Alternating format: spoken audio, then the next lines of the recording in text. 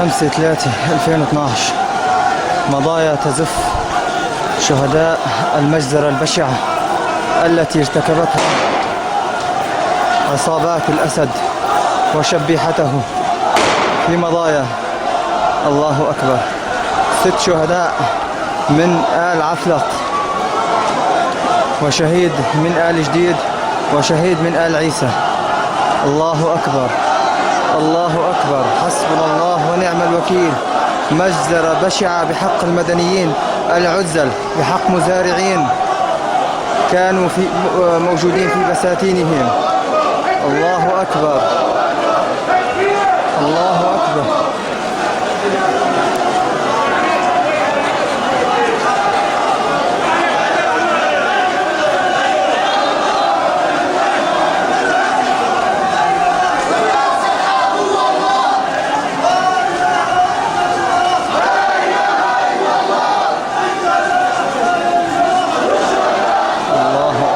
حسبنا الله ونعم الوكيل.